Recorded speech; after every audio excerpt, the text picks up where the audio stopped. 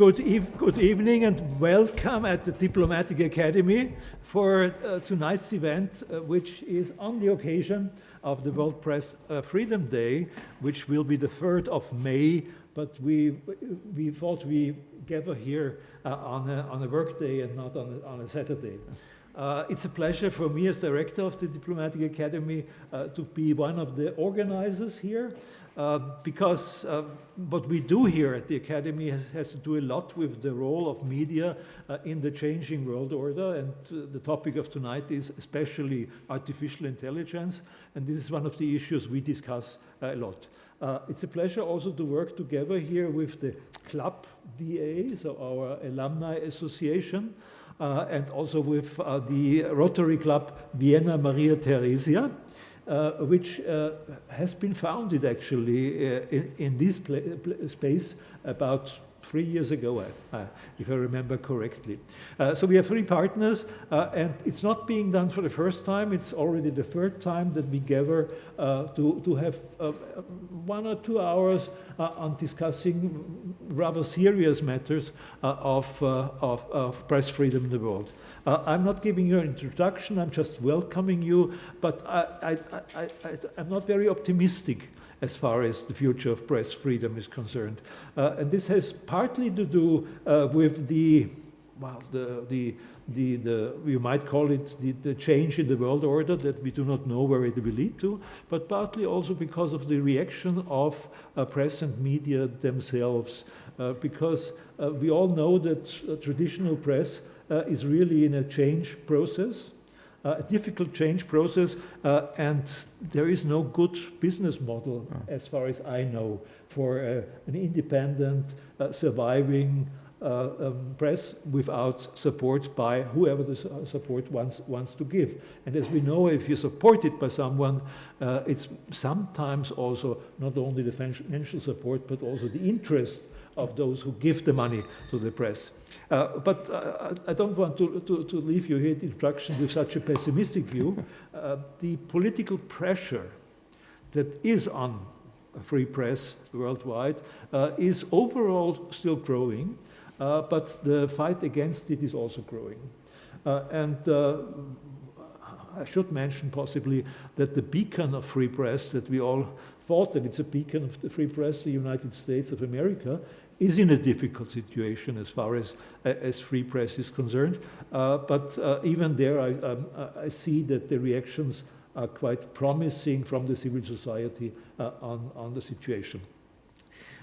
My last point is, if we want free press, we need better education for everybody.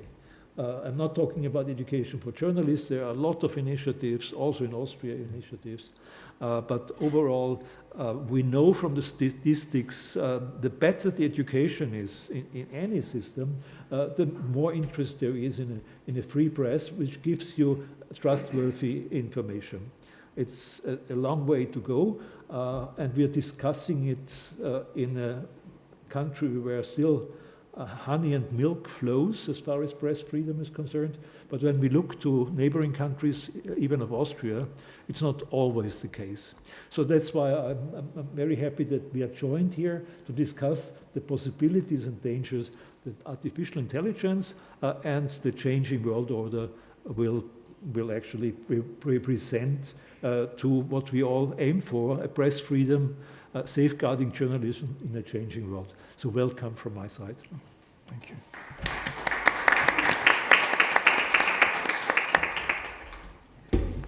Good evening, everybody. I'm the Vice President of club.da, and I'm happy to represent our club here tonight.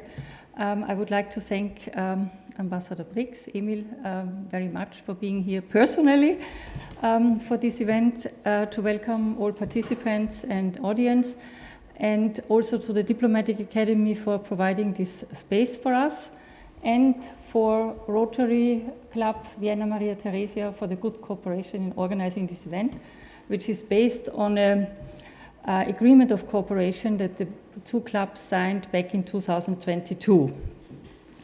Our club, club.da, was founded in 1969 by some alumni of the first diploma courses, and is one of the oldest alumni associations in Austria. It has now over 1,900 members in more than 100 countries, and we have 14 active local chapters in Europe and the Americas. One of the main goals is the support of the ever-growing global network of DA alumni, as well as to connect them with the current students, faculty, and staff. Scholarships and mentoring are other priorities, and we also cooperate with the Rotary Club in this context. Back to our evening tonight. In 1993, the United Nations General Assembly declared May 3rd to be the World Press Freedom Day in order to raise awareness of the importance of freedom of the press and remind governments of their duties to respect and uphold the right to freedom of expression, which was already enshrined under Article 19 of the 1948 Universal Declaration of Human Rights. Since then, every year, the 3rd of May is a date which celebrates the fundamental principles of press freedom, to evaluate press freedom around the world, to defend media from attacks on their independence, and to pay tribute to journalists who have lost their lives in the exercise of their profession. According to Reporters Without Borders, last year 58 journalists were killed and 528 were in prison. For tonight's discussion, we have chosen a topic in line with the theme of UNESCO for this year, which is reporting in the brave new world, the impact of artificial intelligence on press freedom and the media. The focus lies on artificial intelligence, how artificial intelligence affects press freedom, the free flow of information, media independence, and the global goal of ensuring access to information and protecting fundamental freedoms, as already formulated in the Sustainable Development Goals 16.10. The rapid growth and use of artificial intelligence is changing journalism, the media, and press freedom in a big way. While the principles of free, independent, and pluralistic media remain crucial, AI's impact on information gathering, processing, and dissemination is profound, presenting both innovative challenges and innovative opportunities and serious challenges. We will hear more about these questions from our distinguished panel, and I thank all participants for being here tonight on the eve of a public holiday. Let me now briefly introduce our moderator for this evening, Diana Mautner Markhof. She is the editor-in-chief of iGlobe News, also a staff writer. She is an attorney at law, has graduated from University of Vienna, has an LLM from Chicago Law School, and a BA in computer science from Brown University. She is also an alumna of the Diplomatic Academy. Before we start the discussion, however, I would like to invite Richard Murphy, who will welcome you on behalf of the Rotary Club. Thank you.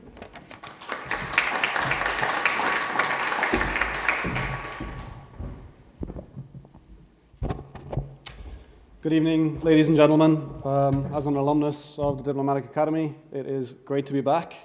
On behalf of President Tuba Ersoy and Rotary Club Maria Theresia, it's my pleasure as our club's program director to welcome you to this timely panel discussion marking World Press Freedom Day 2025. We're delighted to partner again with club.da and the Diplomatic Academy for this event, now in its third year. Sadly, in a sign of the times, this conference on press freedom seems to grow ever more and more important every year.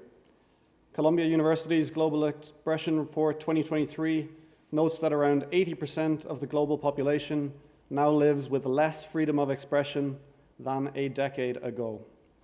Reporters Without Borders warns that more than half of the world's citizens live in extremely dangerous places for press freedom, while fewer than 8% live in places classified as good or satisfactory. So if we think that press freedom is just an issue in Eritrea or Russia, we need to think again. Just this week, for example, The Guardian reported that the White House is waging an increasingly hostile campaign against the press, and I quote, pushing to control coverage in ways that go far beyond anything we saw during the president's first term.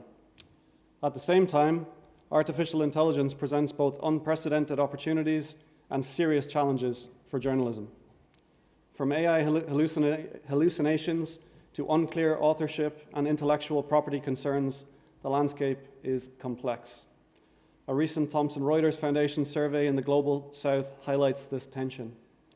While 80% of journalists surveyed reported using AI, nearly 8 in 10 of their newsrooms lacked any formal policy for the use of AI. Stephen Hawking once warned that the rise of powerful AI will be either the best or the worst thing to ever happen to humanity. We do not yet know which. Journalism is no exception in this regard. Ultimately, as AI becomes ever more intertwined with the media, ensuring that journalism remains robust, accurate, independent, and trustworthy has arguably never been more vital. Towards this end, in this brave new world of ours, I wish us all fruitful and thought-provoking discussions this evening. Thank you very much.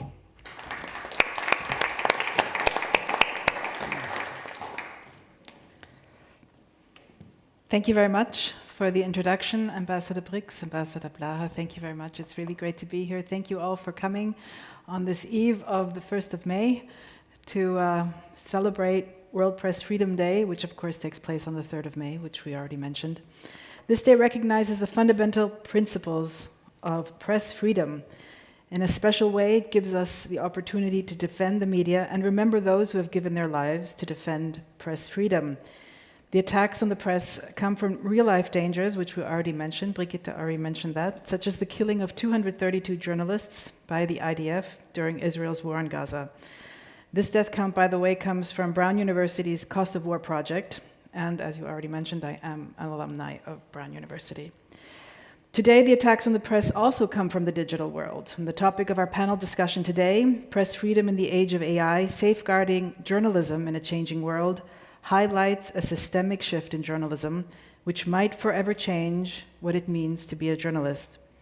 Our speakers will investigate how AI has impacted their work as a journalist, media watchdog, or advocacy group, all of whom are here present on our panel. So what does freedom of the press mean in a world governed by AI? According to the Oxford Dictionary, freedom of the press is the liberty to express opinions and ideas without hindrance, and especially without fear of punishment. The fundamental role of a free press is to deliver honest, objective reporting. Without a free press, there can be no democracy. The emergence of artificial intelligence could jeopardize this. Using AI means using the bias which comes with every AI. Whether it be DeepSeek, that does not allow negative answers about the CCP and ignores the existence of Taiwan, or US big tech companies, they all have a bias. As OpenAI states on its homepage, and I quote, ChatGPT is not free from biases and stereotypes, so users and educators should carefully review its content, end of quote. Reliance on AI without ultimate human control is dangerous and can lead, inter alia, to the proliferation of fake news.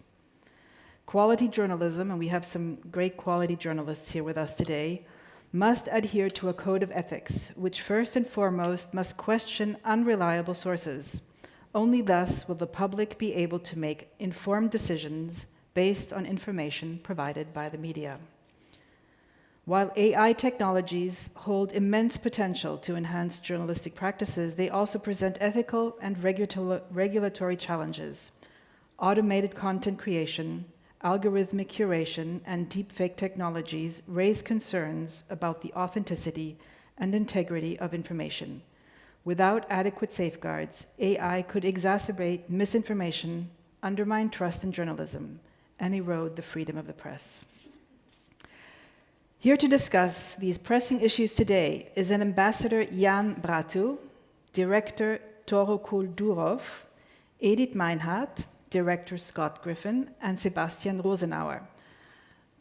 Let me take a few brief moments to introduce each of our panelists to you. Jan Braathu is from Norway and is the OSCE representative on freedom of the media.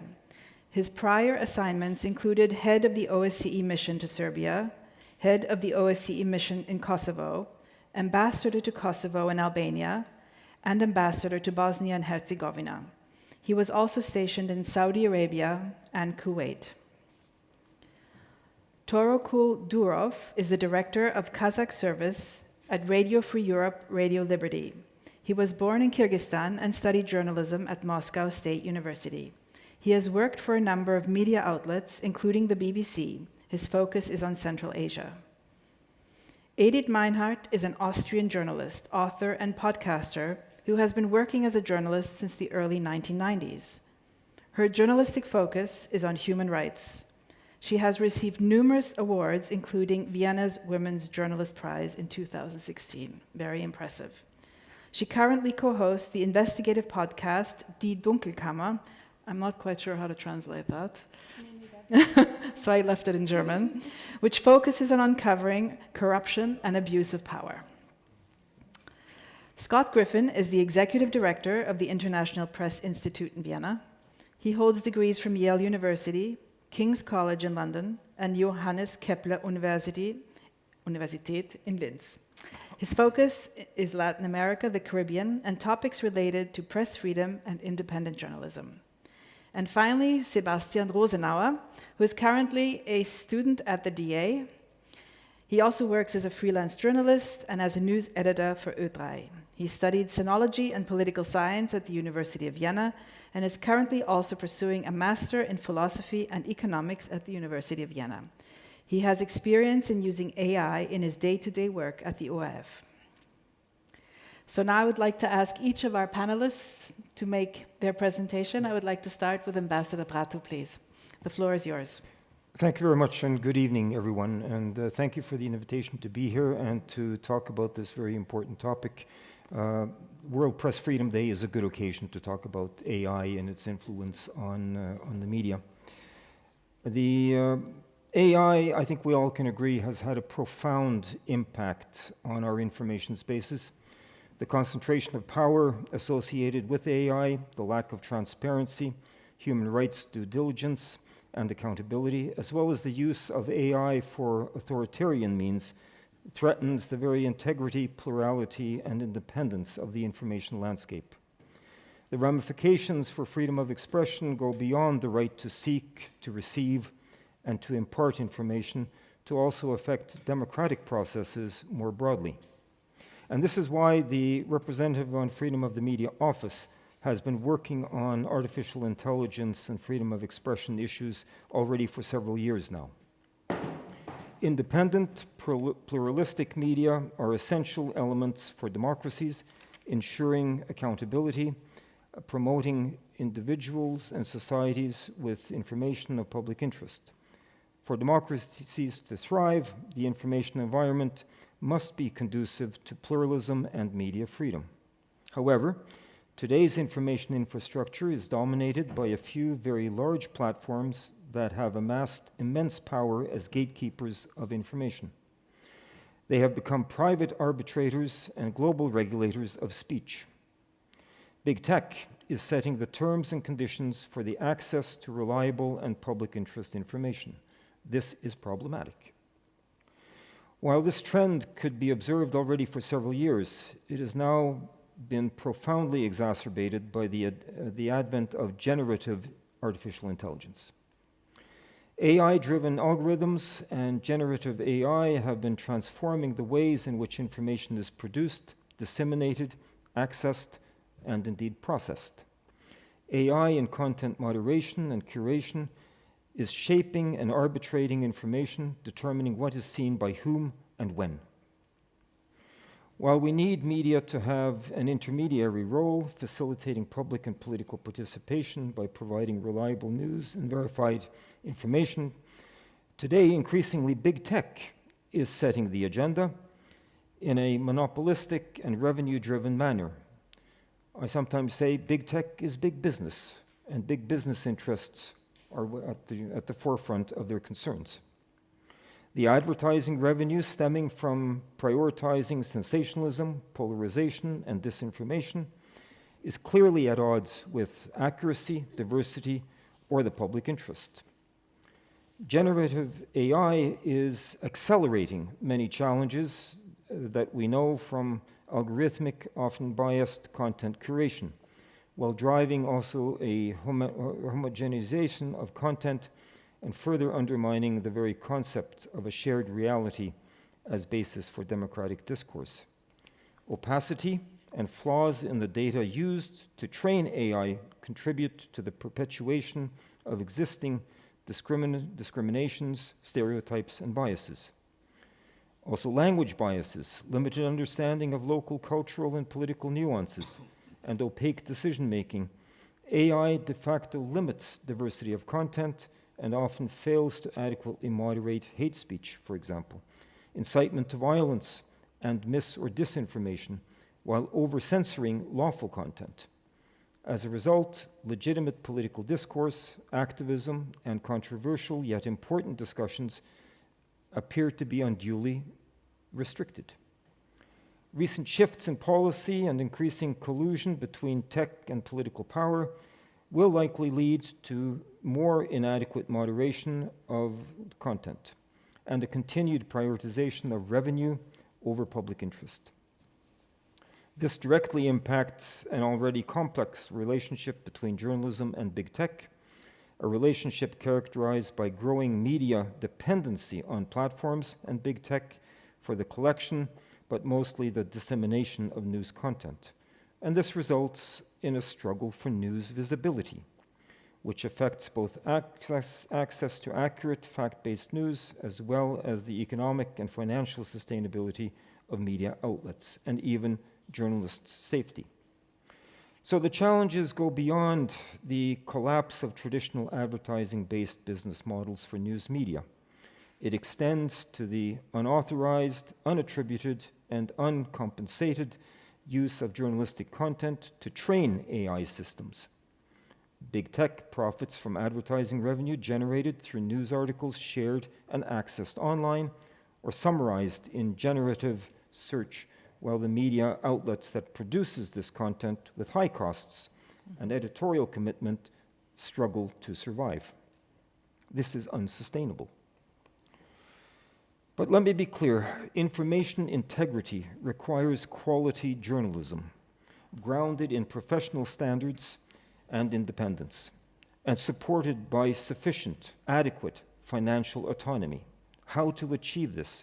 This is a discussion that we must have not just here in Vienna, but we must have it in a wider context as well. It's becoming increasingly difficult, if not impossible, for the media to fulfill its crucial role in democracies, to cater for and to support peace and security, to provide information, to hold governments to account, to scrutinize those in power, to investigate and report on matters of public interest.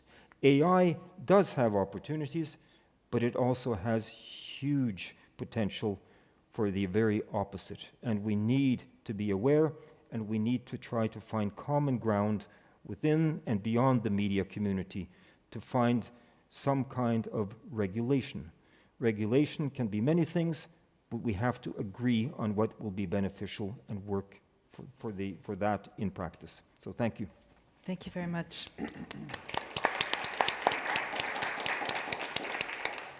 Thank you very much, Ambassador Braathu. I do have some follow-up questions, but I thought we'd go through and have our presentations, and then I'll come back to you with my follow-up questions.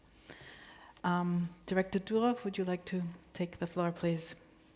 Thank you very much. Good evening. It is an honor for me to be in this very important discussion today on a subject that strikes at the heart of democracy and human rights, the freedom of the press. Thank you to Vienna School of International Studies, its Alumni Association, and Rotary Club Vienna Maria Theresia for invitation. It works, yeah? I would like to show some examples. And these examples will be from my daily job from the work of our newsroom in Kazakhstan. I work for the RFRL, Radio Free Europe Radio Liberties Kazakh service. And let me play a little bit this clip. Как Акиму Костанайской области в последнее время поступают угрозы. Но хочу заявить открыто и прямо, я не поддамся давлению. So this is Khumar Aksakalov, a governor of Kostanay region, which is on the border with Russia. About a week ago, 5 days ago I think, there was a video with him calling people for unsanctioned demonstrations related to Russia's propaganda event, Immortal Regiment, appeared in internet. And his office immediately reacted, saying that this is a fake video. It was generated by artificial intelligence.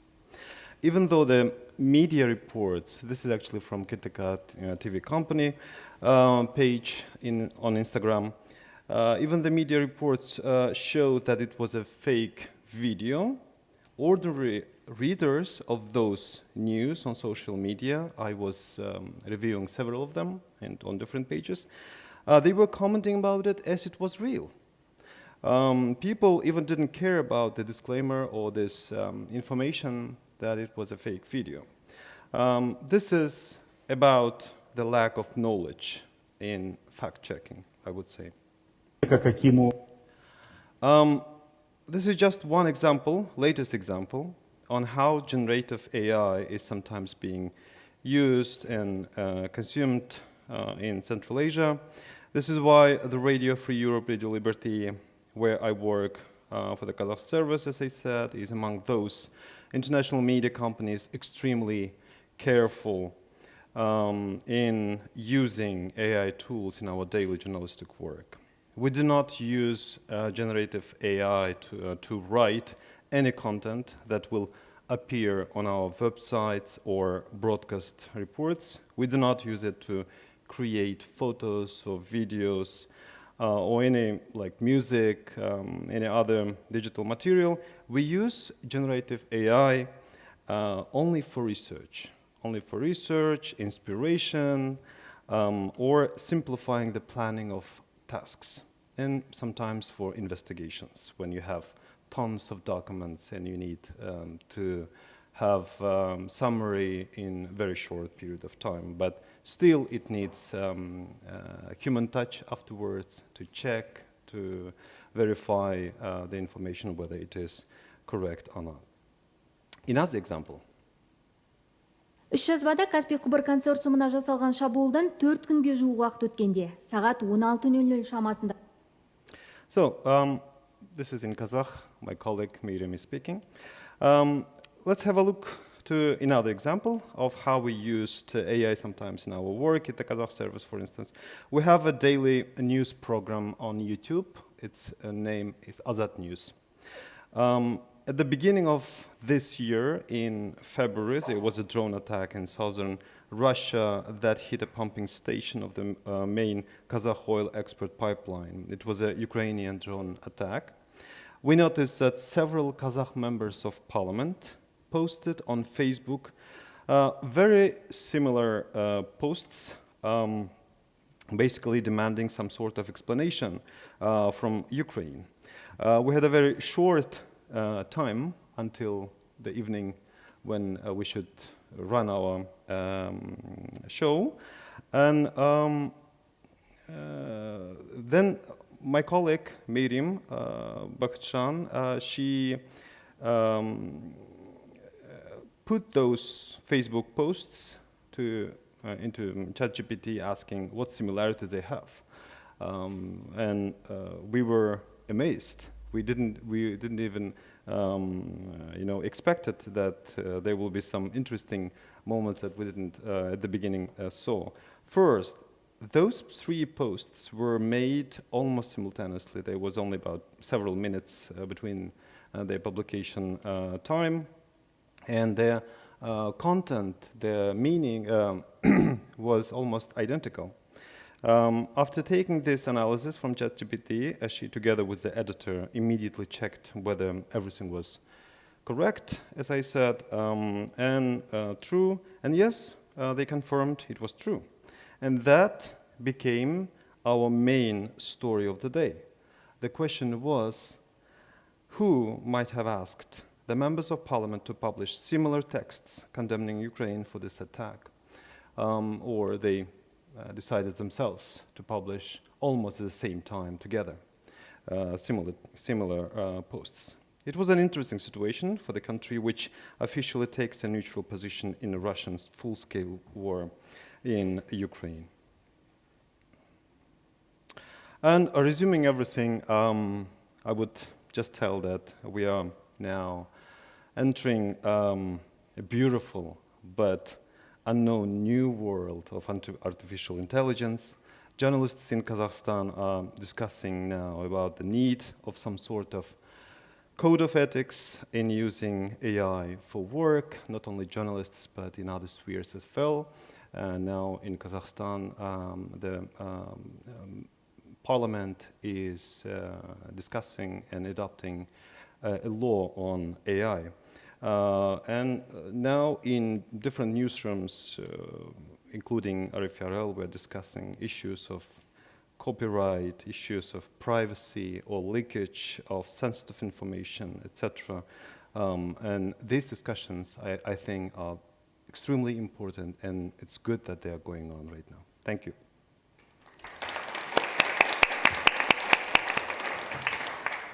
Thank you very much for sharing also these practical examples from your day-to-day work. That was very interesting. Thank you. We'll get back to some questions afterwards. I pass the floor to Frau Meinhart.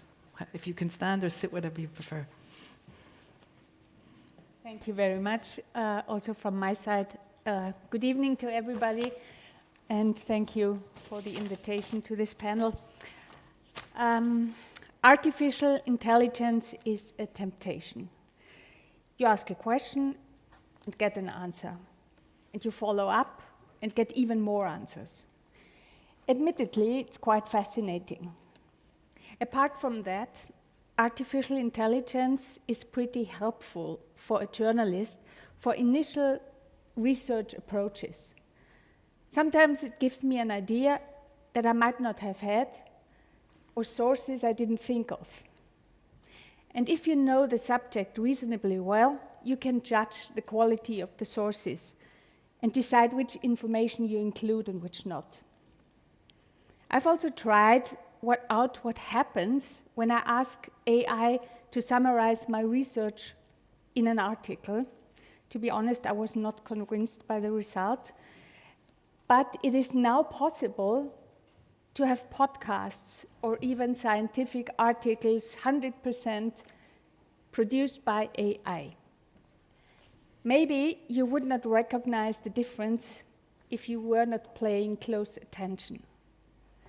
As one of the hosts of the investigative podcast Die Dunkelkammer, founded by my colleague Michael Nickbasch, I can say that we have decided not to use AI for producing episodes. And one reason is our listeners do not appreciate at all fake voices. But will this still be the case for future generations?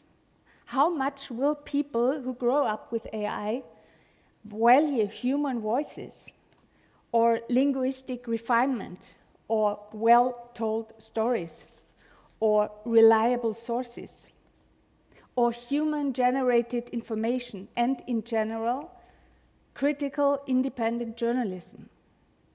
As a journalist, I cannot avoid asking myself, can or will AI replace me one day, and is that day near? Media companies are planning to have editorial content created by AI rather than humans, so I have to admit this scenario is possible, but I think it is not unavoidable. At this point, I would like to ask a few counter questions. Firstly, do you want to live in a country where the stronger ones drive over the weaker ones? Would you like to live in a society in which the powerful do not abide by the laws that apply to everybody else, or in which crime, corruption, and abuse of power remain without consequences for them? In other words, would you like things to be fair? It is the job of journalists to be a nuisance to the powerful and to bring the overlooked into the public eye, to make the voices of those who have no lobby be heard, ultimately to contribute to transparency and to enable people to make, as already mentioned, informed decisions as citizens and to play their part in a liberal democracy. And who else would fulfill this task? AI can create texts, generate news, it can even write entire books. It is easy to produce something that looks like journalism in a matter of seconds. AI creates images, which we cannot say whether what they represent exists at all, or whether is AI generated, but can you imagine the AI meeting with a whistleblower who is willing to report abuses? Does it travel to war zones to deliver first-hand reporting from there? Does it go to all the places where no one is looking to document what is happening there? Does it handle information and research according to journalistic standards? Do you think AI sees it as its job to defend press freedom against its enemies? Is it focused on being annoying for the powerful? Does it act in accordance with the ethical, professional standards to which journalists commit themselves? Does AI keep an eye on the balance of power? Does it reflect on its role in a liberal democracy? No, of course not. So that's my point. Critical, independent journalism will continue to exist if there are enough people who want it, who defend it, and who pay for it.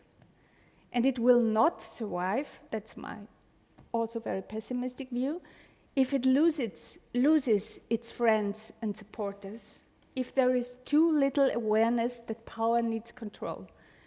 Sorry for sounding pathetic, but I'm convinced that this is the key. Critical, independent journalism will exist in the future if it is wanted. Thank you very much.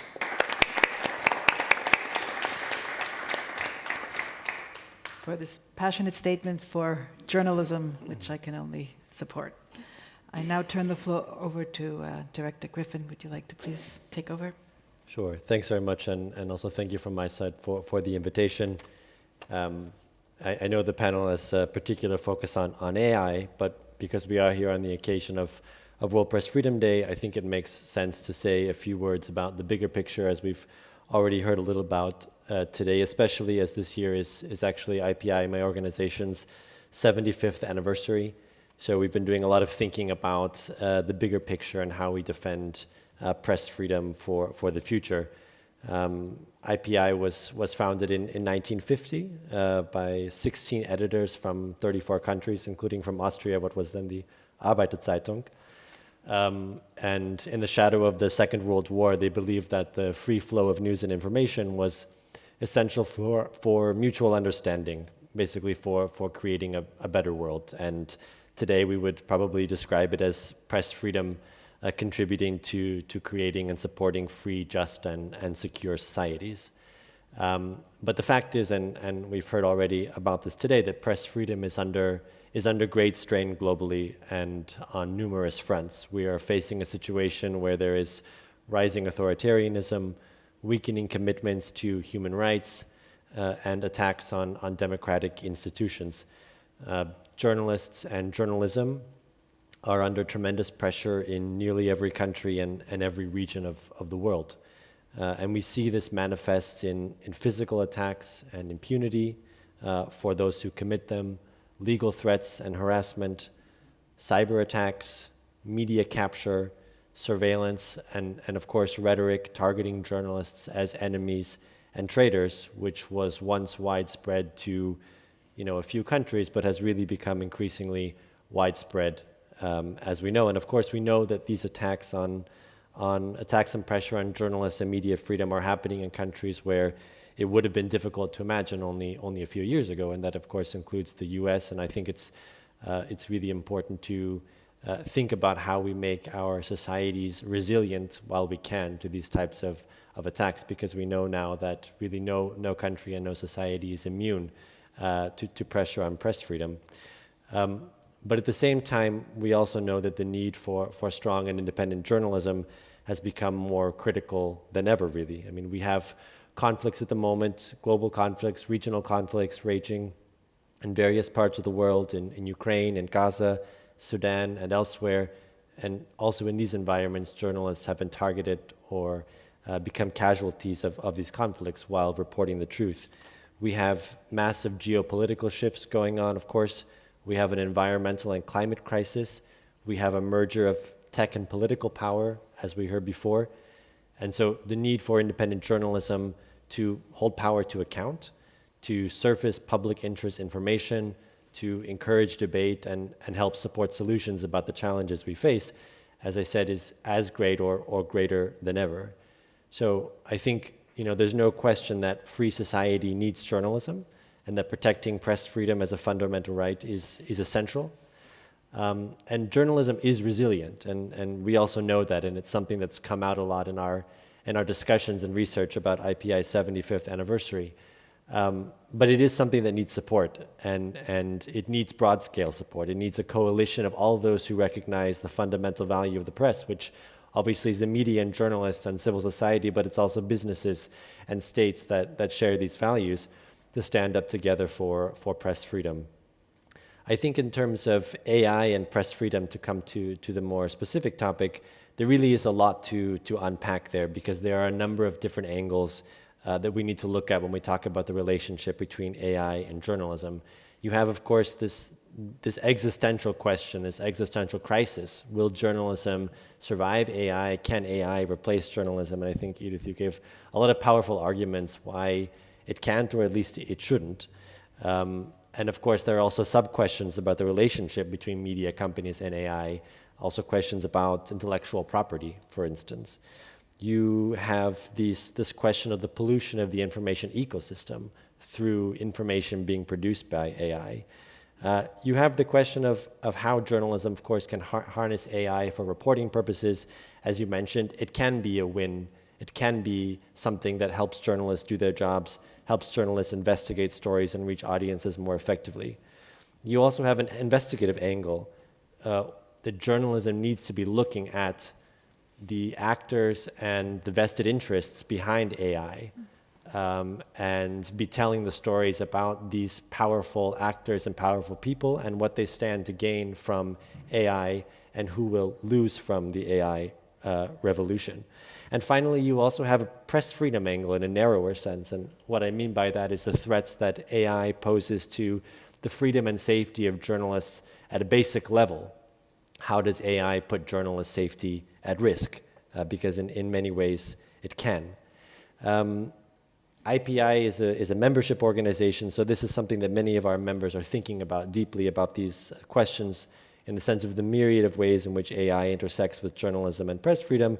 And I think this is also part of our approach, which is to create spaces and possibilities for media organizations and journalists to come together and exchange ideas and strategies. And this applies not only to the question of AI, but also in response to the wider attacks on journalism and press freedom. And I think to meet what we see is a need for solidarity among journalists and to be able to stand up for colleagues under threat around the world. And that's one of our core missions at IPI. And I think also this has is in many ways never been more important because of the global scale of the attacks on journalists and the need for us to stand up together, both within journalism and together with other actors who believe in journalism, to make sure that we can protect the future of media freedom at this really challenging moment. So I'll leave it right there, and looking forward to the continued discussion. Thank you. Thank you very much. And finally, I turn the floor over to Mr. Rosenauer. Yes. The floor is yours. So, first of all, I also want to say thank you to the organizers and to the Rotary Club Maria Theresia and the club.da for the possibility to speak here with these esteemed panelists. As a student of the DA, it's particularly interesting to be sitting on this side of the stage for once. And in my small presentation, I'd like to touch on 2 points. First, I thought I'd talk about my own experience in working with AI in the newsroom. And secondly, I'd also want to share my thoughts on the dangers of AI. Many things have already been said, so I might shorten that down. So I work as a radio news editor at the ORF, the Public Broadcasting Corporation, and we have our own AI environment. It's called the AI Dtor, and it's been developed in-house, but it also integrates third-party AI services. And for me, as I do radio, I mostly do technical things with it. I do things that usually you would need a sound engineer for, like equalizing recordings or enhancing audio quality. If you have a very bad telephone interview, for example, the generative AI can already make a very nice sounding recording out of that. And it has many other applications, like it can summarize longer reports, it can transcribe audio files into text, or it can generate online social media posts from a longer text article. And me personally, I only use it for the technical tasks, because in the for creative work, I'm too skeptical using it. But we have very strict guidelines. We have very clear recommendations, or even we have very clear guidelines on how to label AI-generated content, and we have very clear indications on human oversight. Although I believe that this human-in-the-loop approach is maybe even too optimistic. I would rather have a AI-in-the-loop approach, where we just use AI here and there to complement our work.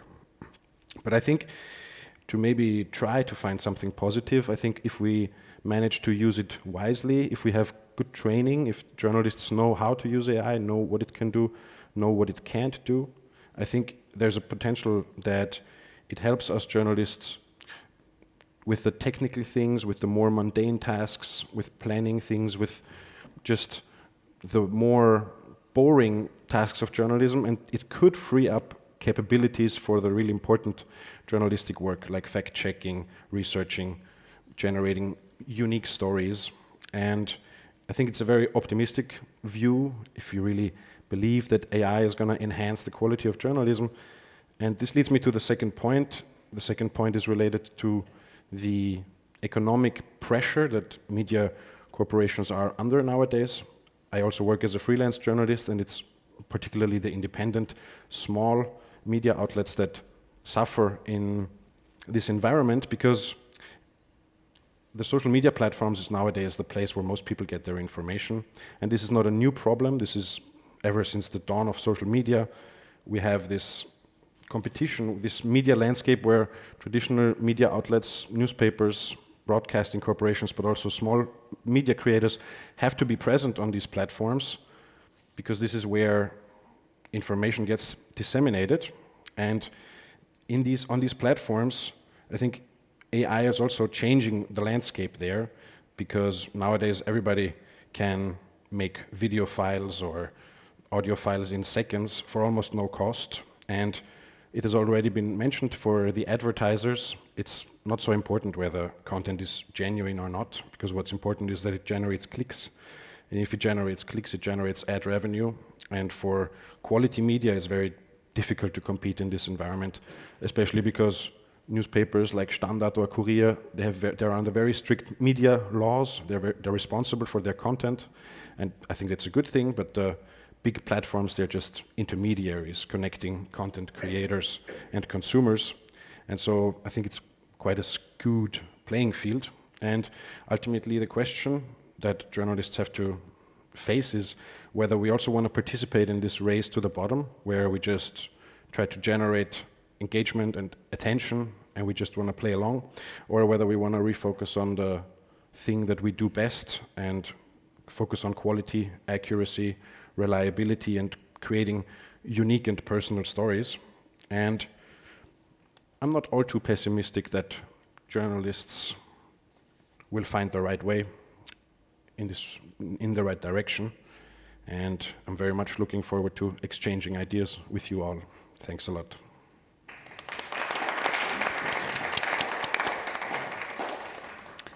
Thank you very much for this interesting contribution to our discussion today. So I will start off asking our panelists some questions, and then we'll open the questions to the audience. And I hope many of you will have some questions. There have been some very interesting talks and speeches today, and I think many good points that have been raised. Let me start with Ambassador Braathu with a question. You come from a multilateral organization. I know the EU has issued guidelines regarding what is a trustworthy AI, and they said that there has to be guidelines regarding the lawfulness, the ethicalness, how robust it is, both in a technical and social perspective.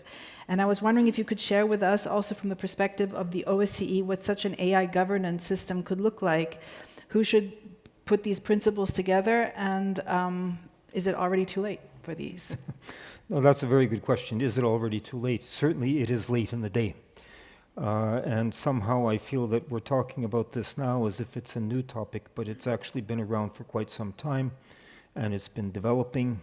We saw people some years ago speaking about AI as a community service, altruistic approach, and then they discovered there was a ton of money to be made from this, and then they changed the approach very quickly.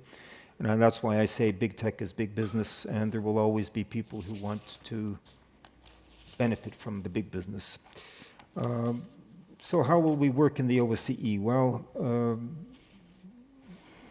we have 57 participating states, from Central Asia to, we sometimes say from, we used to say from Vancouver to Vladivostok. And these countries, these participating states, are very different. Different cultural backgrounds, different historical backgrounds. They have all subscribed to OSCE commitments on freedom of media, safety of journalists. Most recently, a Ministerial Council decision from 2018 on the safety of journalists. Now, this is my 4th month in the job, and I have to say that I question whether all 57 truly are committed to the commitments. But this is what I have to work with. And it is an organization based on consensus. So it takes only one participating state to say no to something, and everything is blocked. So consensus is a great thing if you can get it, but it can also be used in a very unhelpful way. So I have to maneuver. I have to try to keep a consensus. And what I have to work with is the Helsinki Final Act from 1975, various other commitments, Copenhagen criteria, Paris, Budapest, and more recently the Milan Declaration from 2018. And that's basically what the tool I have to use. I can say to participating states, look, you've made commitments. They're not my commitments, you have made them. And I see that you're in breach of your commitments. And here's what we propose to help you get back on track. When it comes to AI, it's still very early days. But there was, when I presented my first report to the Permanent Council on the 10th of April, the American delegation made a statement where they pointed out very clearly unhappiness with the European Commission, European Media Freedom Act, EMFA, and also the Digital Services Act. They pointed out that big tech companies are mostly American companies, and we will defend our companies. And so here I am talking about the need for regulation. Actually, what I'm talking about is to find an agreement on how we should all look at big tech, what should be the guidelines. And it's still early days. Now, my colleagues have been working on AI-related issues for a number of years. We are in the final stages of a process now to develop some guidelines. We've had a series of closed dialogue meetings with experts. We're going to have one next week in Brussels. And I hope that by sometime September, October, we will be able to issue some recommendations. It depends on the participating states whether they will want to do anything about it. Now, going back to the EU or the Commission, a lot of really good work has been done there, also by the Council of Europe, and we will build on that work and try to bring it into the OSCE environment, and then we'll see how far it flies. But I think it's important to have this discussion to sensitize governments on the very big challenges that we face.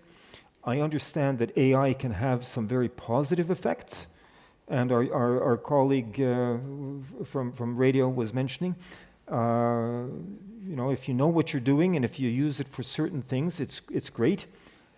But how many people really know what they're doing with AI? And Yuval Hariri, who I respect a lot, he's been talking a lot about AI and many other issues, trust not the least among them. He was saying in a recent podcast, we don't trust each other. How can we possibly trust AI? It's about, we have issues with algorithms. What but is it AI is algorithms to the 10th potency. Mm-hmm. And I think it's important that we have this discussion and we try to agree on some ethical codes, some rules for the editorial rooms, the newsrooms, on what is good practice. But what I'm really afraid of, I'm not afraid of, I think the journalists will want to do a professional job. But I'm worried about the media owners. I'm worried about those people who invest in media, in big tech platforms, and who are doing it because they want to earn money or they want to have influence. And I'm afraid if we don't hold the line, jobs will go. Not all jobs, but many jobs will go. And the media owners look at this as a business, profit. The public interest will not be uppermost in their minds. And that will be up to the RFOM and the OSCE to try to hold the line, but we can only do it together with all of you. And one of the previous speakers says we need solidarity. I think it was Mr. Griffen. We need to have solidarity, not just among journalists, but among the reading public, the general public. So I'll stop. Thank you very much. So you, so you're hopeful that the OSCE could put together some guiding principles which might serve then as an example for other organizations by weighing different interests. Well, we're going to do it, and then we'll see how far we get with it. Very but we're certainly going to do it. And when September, October comes around, we will present this, and we will have a number of meetings and events to try to present, or to present what our thinking is and what we think would be good practices. Yes. And then it's up to people to want it, as the previous speaker was saying. Yeah. Thank you very much. I actually want to skip over to Mr. Rosenauer because you mentioned something which I think is very interesting, that many people don't even know what AI is, they don't know how to use AI, and the whole issue of training, and you had mentioned that one point, and I was wondering, since you are now at the DA and maybe closer to education than maybe other people, maybe you could share some thoughts about how could you train, especially also maybe journalists, to use AI in the correct way, and what would be your thoughts on this? Yeah, it's a very difficult question, I think, because the use of AI is, although it's not new, we're all still experimenting with it, and there's no real, there's no program to learn AI, there's no, training program, and we have some seminars, we get some, explanation of how tools work, but in the end it's a very complex matter, how algorithms really work. I think also that artificial intelligence is actually a little bit of a misnomer because it's calculations that happen, and you got to really know how these machines work to be able to trust them and to know what you can do with them and what you can't. And I think it will grow with the use of AI in the general public. We will get to be more confident with it, we will get to understand it better, and it's definitely a luxury to have the own AI environment that the ORF is developing, but for the smaller ones it's very difficult because you have to use the third-party services, And I think... But just to be clear, the AI that the ORF has developed was built upon, I suspect, ChatGPT. You didn't go out and program your own... It integrates these services, but it tailors an entire environment to the needs of journalists. And what I was trying to say is it's a good thing that we have these technicians who know what they are doing. Who know the code behind what's going on. I hope so, at least. Okay. Right. So the ORF journalists are trained with this AI? Yeah, it's definitely, the direction is clear. We're going to integrate this in the workflow. We already do. Okay. It's not clear what's going to come in the future. I think this has to also develop along with how AI is used in society, because as also Edith Meinhart mentioned, or I think she mentioned it, that how journalists use AI is also very critical. People don't want to have artificial journalists. They don't want to have artificial voices or artificial presenters, but I don't think they have anything against journalists using the same tools that they use at home as well. And so the use of AI will develop like that. So a good takeaway here is, first we have the multilateral organizations, we have big media organizations, and the ORF is definitely, when it comes to Austria, the biggest media organization. Also their responsibility in using AI, and maybe also their responsibility in maybe sharing some of the AI they use with other organizations that do not have such access. So that might be something also that we can take with us moving forward. Thank you very much for your answer. I wanted to go now to Director Doorov. You had mentioned a very interesting example when you first started talking about when there was this attack, and then you were suspecting that they were deep fakes, but then it turned out, I think, that they weren't, but it was still strange that they were all posting at the same time, and you didn't know who was posting it. Did I understand that correctly? But the main question is, so what role does social media play in all this? It's something that's come up all the time. The role of big tech, of course, many big tech companies are involved in the development of AI as well. So how can you see that? How can we counter this? And is social media part of the problem at the moment? Well, thank you very much for this question. I was talking about several Facebook posts, which were appeared almost in the same time, the same topic, and the content was very close to each other. They were condemning the attack and demanding explanation from Ukraine. And they were posted by real people, not just internet users, but members of parliament. And since they were appeared almost, I mean, at the beginning we thought they posted, 3 members of parliament posted almost a similar text. And that was first our kind of, question, why?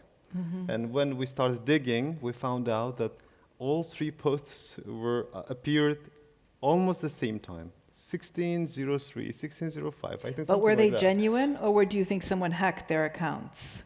Oh, no. They didn't deny it. We spoke to them. Oh, you spoke to them. Yeah, after that we spoke to them. We said, like, did you post it, and what did you want to say? And did someone ask you to post? So, there was a journalistic work after that. But what we wanted to show that our journalists after that put those 3 posts into ChatGPT and asked, what similarity do you see in these posts? And then we received some kind of explanations. That was a little bit interesting for us, from journalistic point of view. Otherwise, it was the story was very simple. Deputies posted almost the same thing on social media. And social media, you were asking about the role of social media. Social media played a role of kind of platform where people share their opinion, discuss the issue, and like it was like in always it played. And we today, journalists, we cannot imagine our work without the role of social media, because we are all there. We do not almost consume traditional, newspapers, for example, newspapers or TV news. No one is waiting until 7 p.m. to watch what happened today in the world. It should be on demand, and social media plays a #1 role in that. Of course, yeah. So the danger is always there that such deep fakes will be there and fake news will take hold, so to speak. And it's very difficult because with your journalistic integrity, you were able to go and ask these parliamentary members, but someone else isn't going to go and call your parliamentary member and say, hey, did you really post this? So it could have not been. Yeah, that was a second example that I gave, but the first example, maybe you were talking about that one, that, there was a governor. He's a governor of like big region of the country, which borders with Russia, Kostanay. And he appeared on the video talking something that later his office said it's not him. That was like deep fake. Exactly. And that was a problem. And the problem was, as Ambassador mentioned earlier, about the literacy as well. The problem of, lack of knowledge about AI.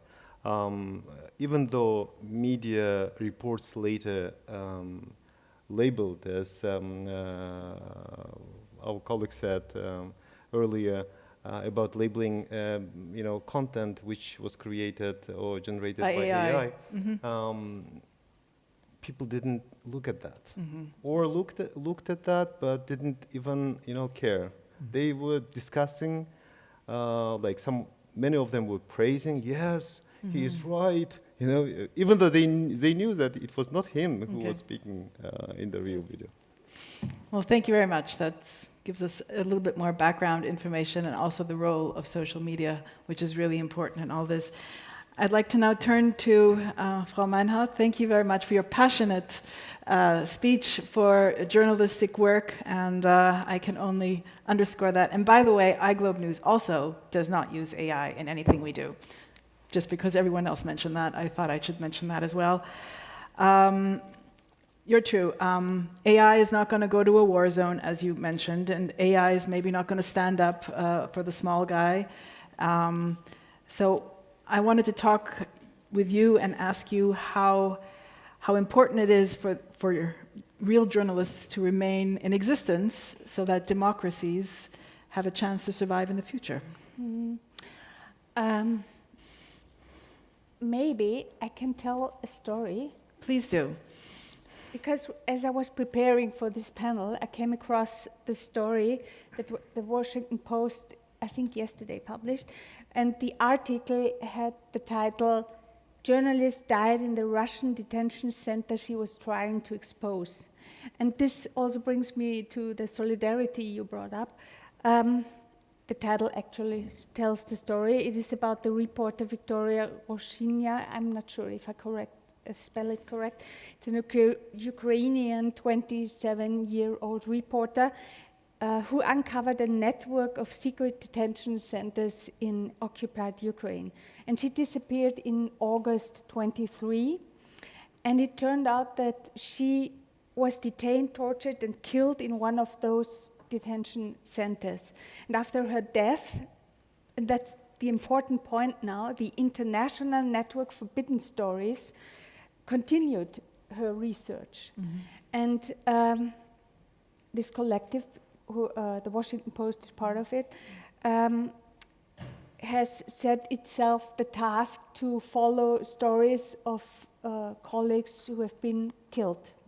And I think this solidarity is very, very important because we have journalists who do their job, and they do it courageous, they do it correct, they do it with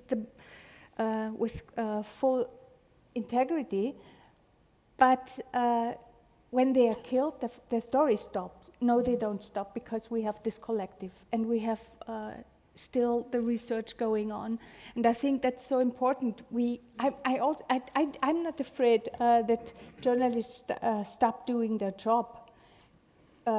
I think, okay, we should use AI as tools and we should use them carefully, but I'm afraid that the public doesn't care if it's AI generated or not. And which goes to the point that you just mentioned. Yes, that's why I said we need you. We need the public. We need the readers. We need the listeners. Yes. Because without that, it's like democracy needs Democrats. So without friends of democracy, we are done. And that's the same with journalists. And that I think solidarity, also international solidarity, but also the solidarity of organizations, of every one of us, is very important. Did I answer your question? What was it? Yes, well, it was a very good answer. Thank you very much for that one. Thank you. So before we open up the floor, so I'm sure many of you have many questions, I still have a question for Director Griffen. Thank you very much also for highlighting what IPI does. But I also wanted to touch on something that I think you mentioned, a number of our panelists mentioned, namely how AI is going to cost journalists jobs just by the mere fact that they're pretty efficient in what they do. A recent LinkedIn survey has shown that 32% of journalists are concerned about how AI will affect their job security. And you had mentioned in your speech about vested interests behind AI, and of course the bottom line always matters, and then the issue of advertising revenue also always, which also was mentioned on the panel a couple of times. So in your opinion, how will AI affect the workforce in media houses? Who will lose their job and who will be safe moving forward? It's a good question. I don't think we know, but maybe just to start with the question about vested interests, I think that, you know, journalism has an essential role, and I said this already, in investigating AI itself. Who is behind AI? Who stands to gain from AI? Who profits from this revolution and who doesn't? And I also think that journalism has an important role in explaining that in a democracy, it's up to us to set the rules about AI, not the other way around. And so I think these issues, you know, journalists have to be able to explain, and they should be really, I think, deeply invested in covering these stories right now, including this issue of labor and journalism. I don't know that I can say which journalists whose job will be saved. I don't think that we know yet, because I don't think we have the full picture yet. But what I do think is interesting is that we, you know, at IPI we have a historical archive going back to 1950. And one of the things that you see over and over again is that these concerns about the survival of journalists and journalism, it's not a new question. Mm-hmm. So, you know, people were asking, will journalism survive television? They asked, will journalism survive teletext? They asked, will journalism survive the internet? And journalism did survive. It changed, obviously. It evolved. The ways that people consume news and information evolve. But journalism is still there. So I think that, you know, the optimistic interpretation of the situation is that journalism will also survive this in some way. It will look different. It will look different. But I think that, that we also have to have this kind of hope, and I think history can also offer some hope in that sense as well, that journalism will survive, and especially investigative enterprise journalism, which, you know, Edith, you were asking these questions about, can AI do this, and you know, as a layperson, I can't say what artificial general intelligence will bring in 100 years, but I think we want to say no, that AI can't carry out these tasks, these fundamental tasks of journalism. So again, I can't say with certainty which jobs will survive, but I do think that journalism will survive. Okay, well, on that positive note, thank you very much. I will open up the floor and be very happy if many of you have many questions, and you can, please.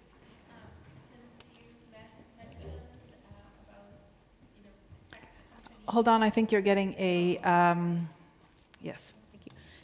Thank you all for your excellent remarks and stories and examples. I just wondered, since you've talked about tech companies and also Ambassador Braathu mentioned also the companies behind who own media as well. Just what is the importance of each one of us actually paying for news in a day where we can get news on demand online and social media? Are you directing it to a certain person? Anyone who wants to take it? Anyone who'd like to take the question, please. Thank you. I'll give it a shot. No, isn't it a paradox? When our societies were much poorer and we had much fewer university-educated citizens, media people were willing to pay for their newspapers, and they were actually reading newspapers. They were reading longer stories.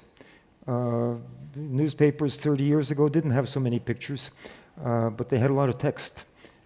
So I find that paradox to be quite something. Are we ready to pay? Because I think that's the bottom line. Are we ready to pay for quality journalism? And I think many people are ready to pay, but maybe not enough for the companies to finance.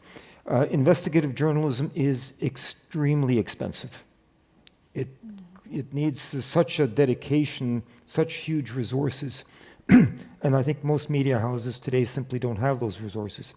If we look at the changes that have happened over the past 20 years or so, newspapers that in the past had foreign correspondents no longer have foreign correspondents. It's a question. I don't know the answer to it, but I think there will always be a segment of the population who will want quality journalism. But will it be enough to sustain quality journalism? And then we come to something that is very much on my mind, is it reasonable that social media platforms are able to have huge profits based on circulating news produced by media, by newspapers, for example? So the whole idea of copyright. The whole copyright discussion. They're using the information others produce to learn to use it in their algorithms. I mean, and that's another question. I mean, the algorithms are using copyrighted material to develop their AI systems. But, Canada last year passed a law saying that social media platforms would have to pay a fee to Canadian news producers for recirculating their content. And what Meta did immediately was to block all news on their platform. Australia had the similar experience. So this tells, and my colleagues are telling me that the interest of the platforms is rapidly diminishing. I mean, some of my colleagues say it's non-existent, to have a conversation about human rights-centric curation or moderation. And I am going to have meetings with Meta and with others, but my colleagues are telling me don't be too optimistic because they simply don't have an interest. So bigger questions than we have answers, but I think we have to ask these questions, and we have to try to say to people, look, we benefit from quality journalism. We should all be willing to pay for subscribing to a newspaper or to a media outlet, but we're not there yet. Thank you very much. I think that's a good way of putting it. Yes, please, in the back. Yes. Wait. You're getting a microphone. Yes. Thank you. Fascinating discussion. And just following up on what was said, am I right, or do you know if I'm right, to understand that social media organizations are not obliged to follow any of the rules that traditional media have to follow in terms of journalistic standards? And their so-called justification is, well, we can't stop people posting things. But isn't it time to review that on the basis that if most people now are getting their news from these social media organizations, they are media organizations, and that's that? Well, they've been very much resisting that. I don't know if you've been following that in the United States. It's a political thing, isn't it? It's an absolute political thing. Is there someone who would like to say a few words with that? Because that is a very hot topic. Frau Meinhart? Yes, my point of view is that the algorithms are per se toxic for democratic public.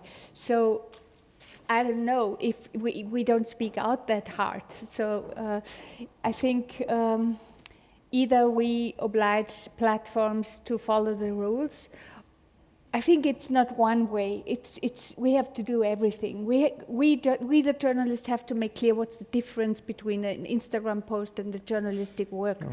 That's for the start. I think our media branch also made many mistakes. We thought, oh, that's nice, my story is circulating on Facebook, and we didn't reflect that we are working for them all the time, not being paid and feeding the timelines. So that's why I'm sitting here and explaining what is journalism and why do we need it. And I think we all have to do this. That's why my colleagues are here too. And then I think, I'm not sure if it's already too late, but I would like to have the means of production in our own hands. And we have not. All the media business plans depend on rules Meta or Google or anyone else made. So if they change the rule, our business models crash. So that's weird. I really think we should stop it, but who is we and how to stop, I don't know. Well, it's a very good question. They have a lot of power, and they're very much resisting having that changed, as I'm sure you've been following. You had a question, please? Yeah, thank you very much. You really got me thinking here. One point is I really like that input to use AI to make journalism better. And I have a nice example because I think I recently heard a podcast with Ezra Klein, who explained how he produced a whole dossier about a very complicated question with 128 pages with perfect footnotes on a thing on which he used to employ an analyst for 3 or 4 days, and the quality was pretty much the same. And he needed that dossier to sort of speak, educatedly about a very complicated topic, right? And I've recently had a similar experience in a circle where medical people and philosophers and so on discuss, these big ideas about medicine all the time. And also somebody used that technique to really, really enhance our discussion.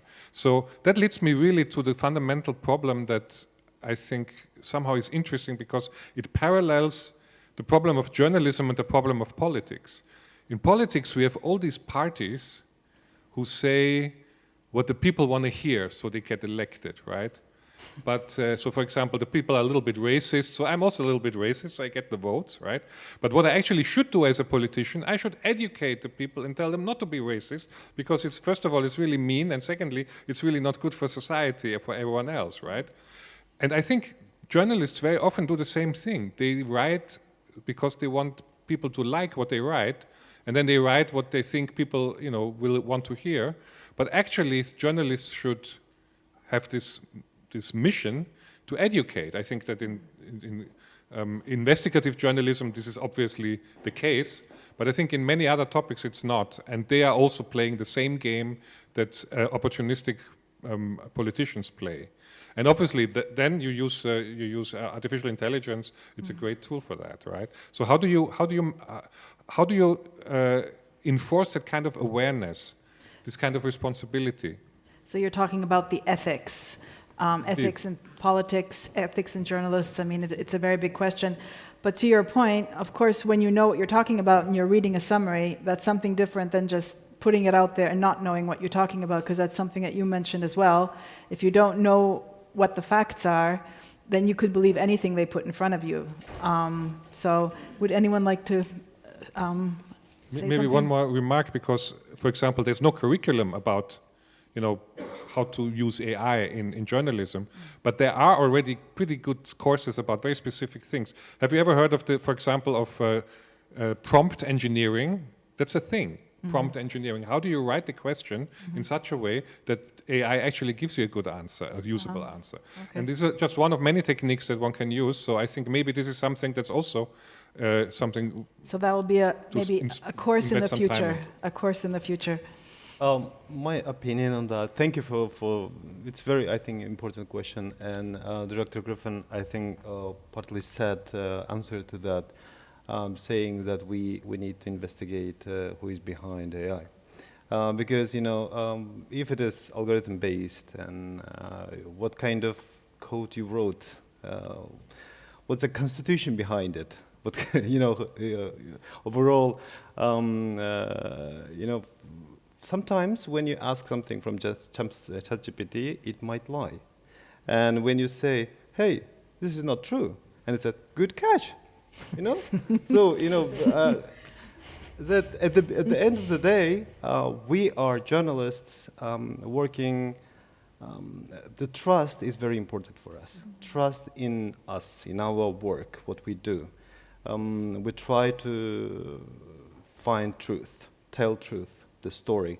And when you don't trust to the machine, which sometimes lies, and you don't know what's interested of it, who put what kind of interests behind it, if public knows about it, the real journalism will survive. If we, summarizing, yeah? Like in real journalism, public service journalism, what we are working for keeping trust. Trust is extremely important for journalists.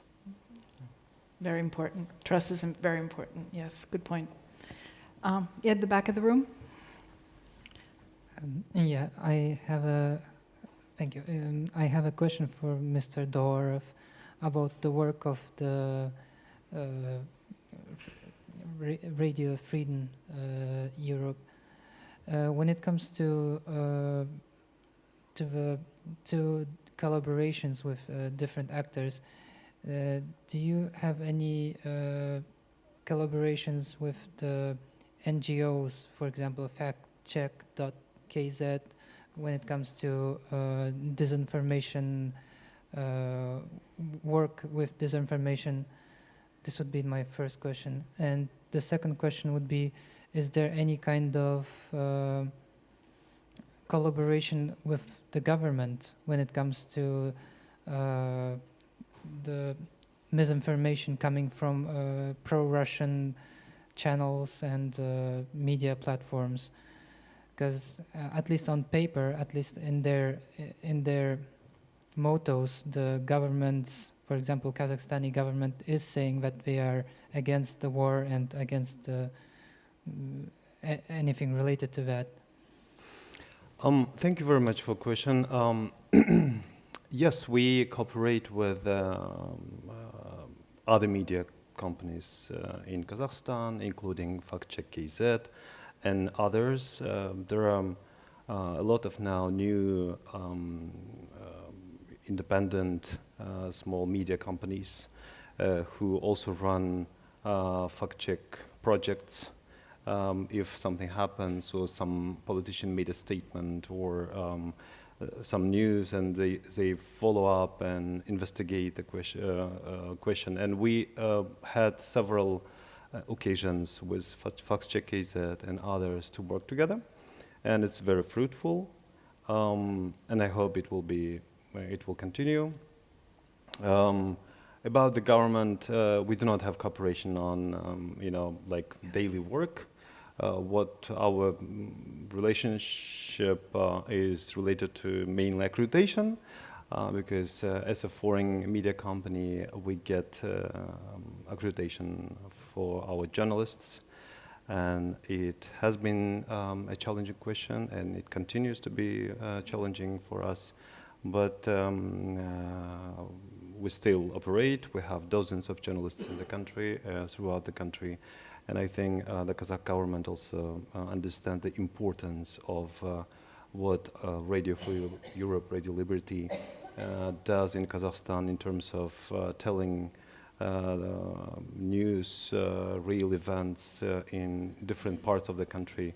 That is why I think we will continue. And there is, you briefly touched the question of propaganda, Kremlin propaganda in the country.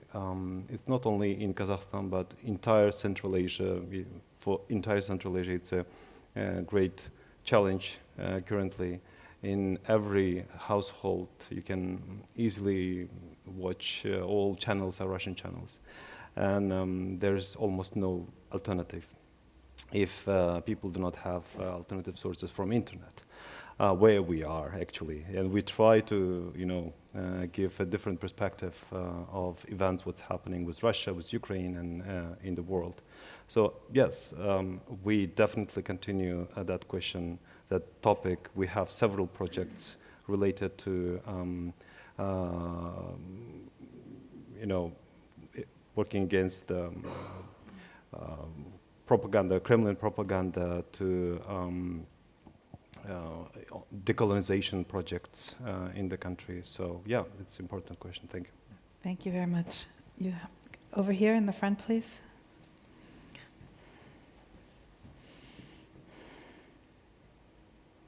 Thank you very much to all the panelists. I have a question. No. Can you hear me now? Yes.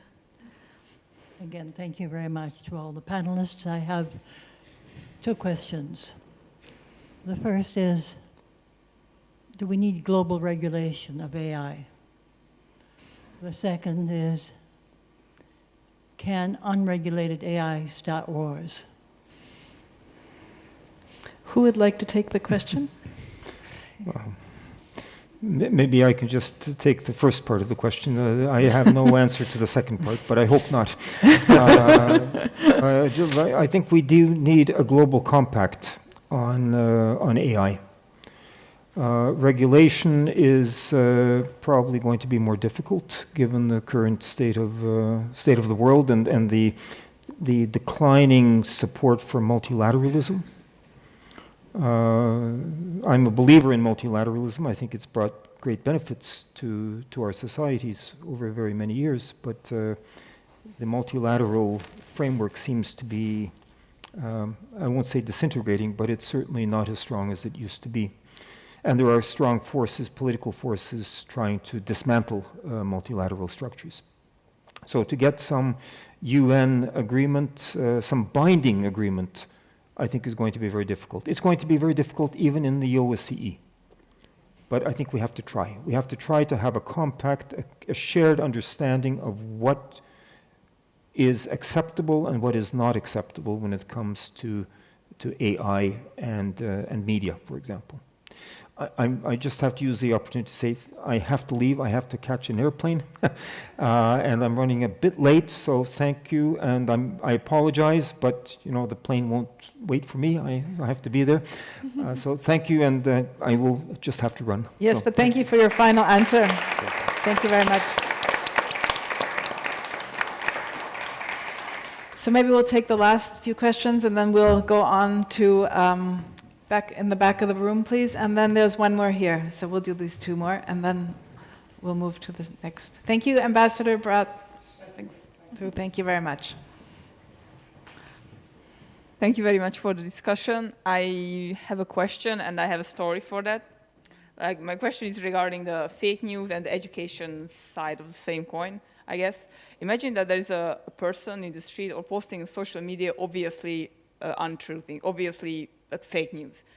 And what to do with such a person? Because maybe he is actually believing what he's saying. Therefore, it's not fake news, it's just his own opinion. And as a friend of mine said, everybody has a right to be stupid, and everybody has the right to say it out loudly.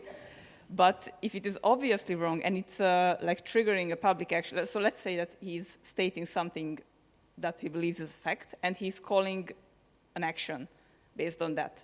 So it's impacting the public, but it's obviously wrong. But if he's believing that, then he's right to be stupid. But in the meanwhile, it affects society.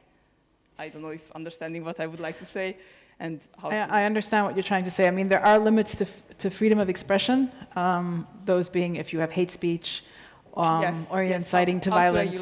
But there's no protection against stupidity or someone who just doesn't know the facts. But maybe someone would like to...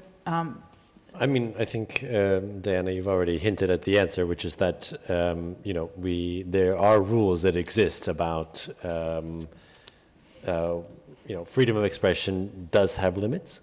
And I think that, it depends on the particular case, of course, whether, yes, everyone has the right to be stupid or to lie or to say things that are not true. if there are, but however, of course, there can be consequences to those actions, and there are limits even in certain cases, and those limits are defined by laws and treaties and regulations that exist to protect the right to free expression, and while also protecting the rights of others. So maybe actually the point that I want to make is a slightly different one, but I think that is the answer, which is that it is exactly these types of rules and conventions that are now under threat. And I think the woman who asked the question about regulations left the room as well. But we have a system. There already exists a system for protecting free expression and for balancing freedom of expression with other rights. But it is this system and these regulations that are under threat, as well as other types of global rules and really the rules-based order.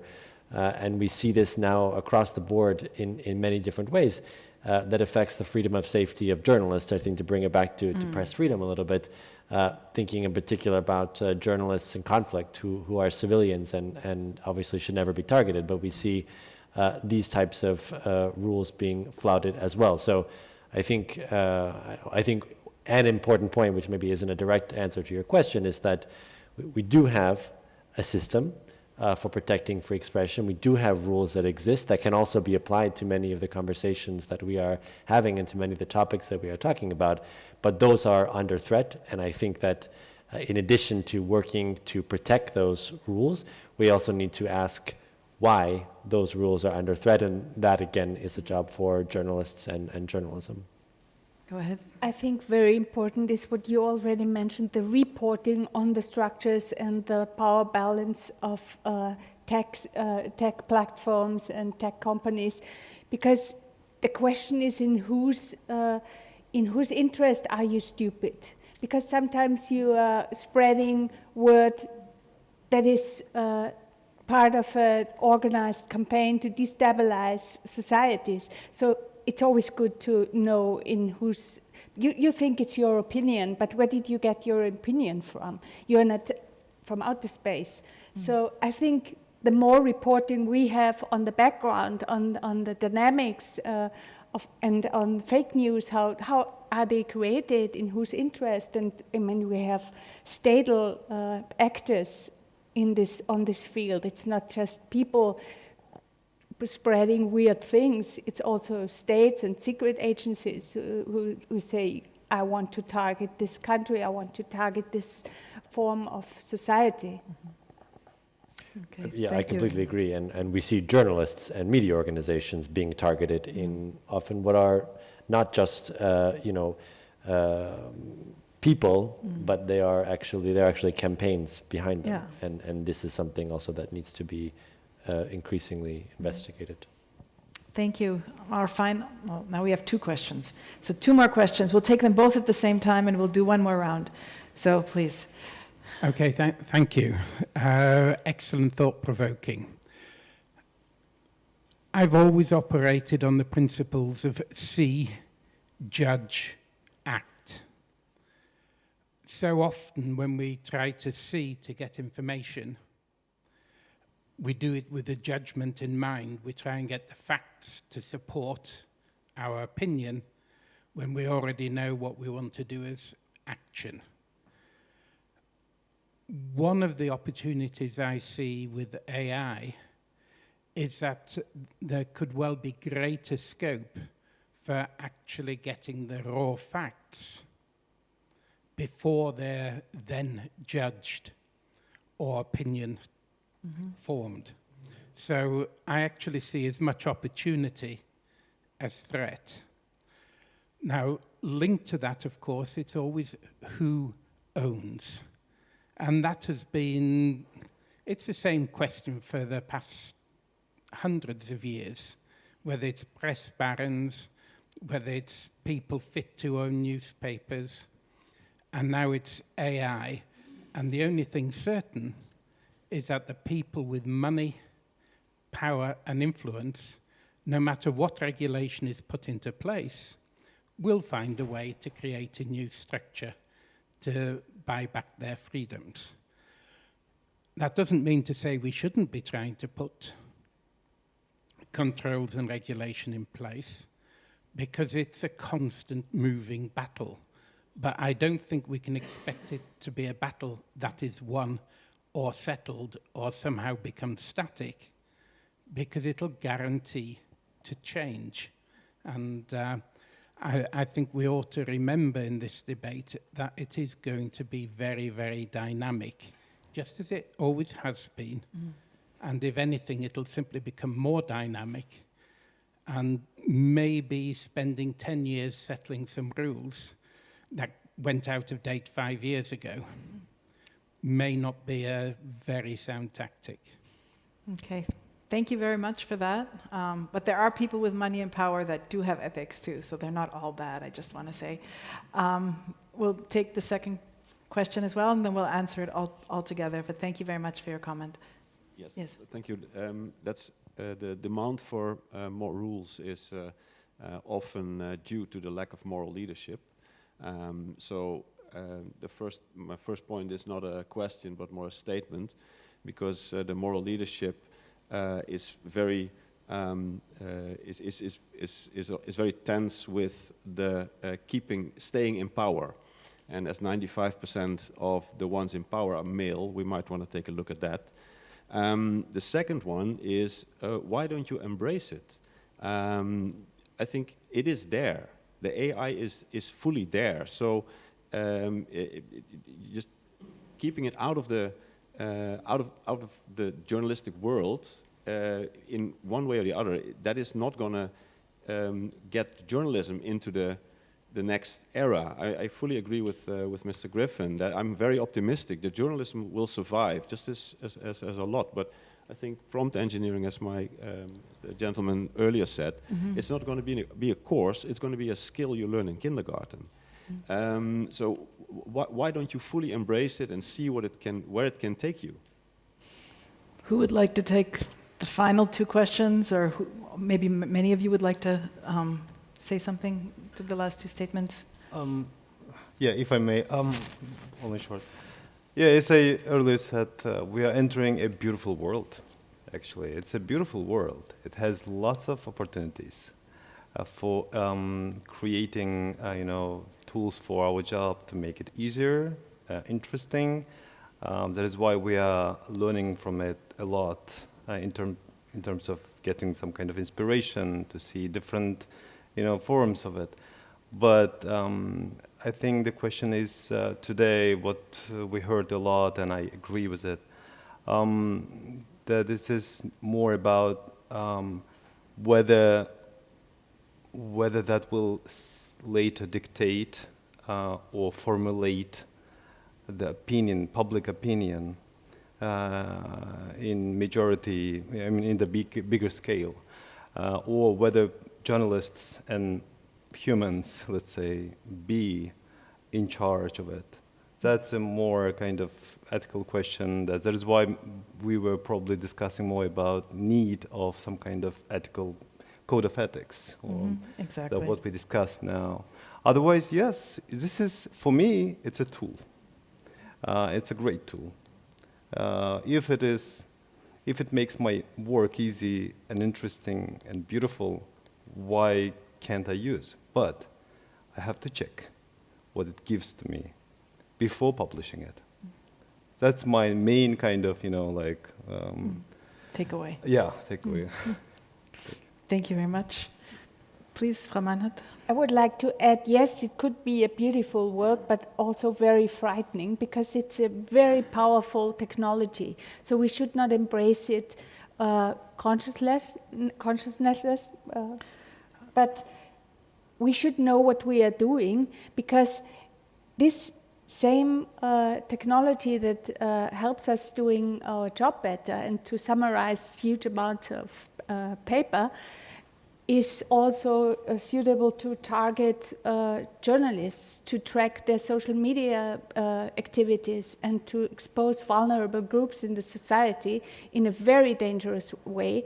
And this Ukrainian reporter, I don't know how she was found. She was very experienced reporter. So maybe AI was used to track her. Drones were used, we don't know. But I just wanted to say it's really double-faced. Absolutely, and of course AI is also used in weaponry, we all know that, so it's a very dangerous technology. Would you also like to say anything? Otherwise I will summarize it, but please. I think I would just add that, I mean, for me, it comes down to setting the conditions in which you embrace this technology, and that can be the conditions within journalism, and you think about codes of ethics, and then it's the conditions within society based on the legal framework that you create. I mean, lots of things exist, and then we create rules and regulations to govern how they can be used in society based on risks and benefits.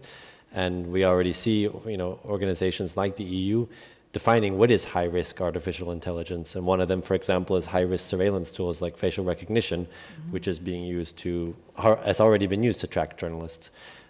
So I think that's my answer, I guess, is that we have to be the ones to set the rules and conditions by which these technologies are embraced, because I'm sure their use will increase by journalists and by all of us.